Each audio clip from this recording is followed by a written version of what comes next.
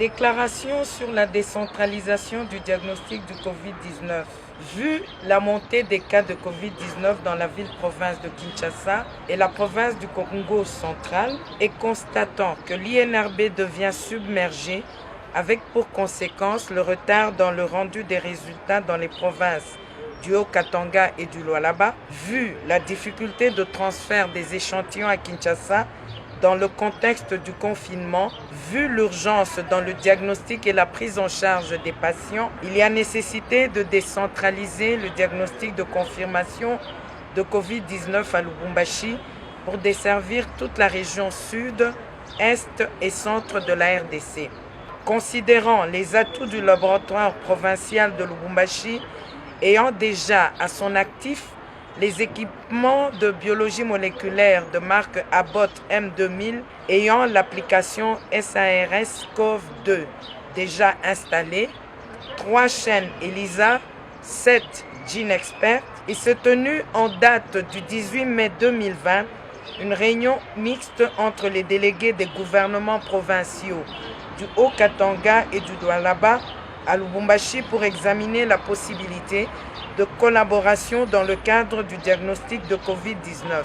3 axes ont été retenus, à savoir les ressources humaines, les ressources matérielles et réactives, le circuit des échantillons. S'agissant des ressources humaines, il a été constaté que 9 personnes du laboratoire PNLS au Katanga sont déjà formées en biologie moléculaire. Le nombre étant insuffisant, un ajout de 11 autres serait nécessaire, soit 6 du Lualaba et 5 du laboratoire provincial de santé publique de Lubumbashi, et ce, compte tenu du volume potentiel du travail. La mise à niveau de ces différents prestataires va se faire à la fois à Lubumbashi pour la biologie moléculaire et à Kolwezi pour le prélèvement, conservation et transport des échantillons. Pour ce qui est des ressources matérielles et réactives, il existe déjà dans la province du Haut-Katanga un appareil de biologie moléculaire de marque Abbott M2000 au laboratoire du PNLS avec un débit des réactifs et consommables pour 25 000 tests de Covid-19. En ce qui concerne le circuit des échantillons, il existe des circuits utilisés par les partenaires et le PEV pour le transport des échantillons.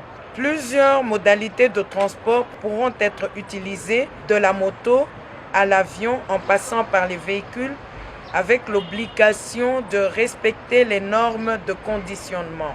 La gestion des informations pourra se faire par le système VLSTS pour faciliter leur transmission ainsi que les résultats dans les meilleurs délais. Pour ce faire, un renforcement des capacités s'avère nécessaire. Ainsi fait à Lubumbashi le 18 mai 2020 pour la province du Haut-Katanga, Sambi Boulanda Joseph, ministre provincial de la Santé, et pour la province du Lualaba, Kabwit Ngoy Jules, ministre provincial de la Santé.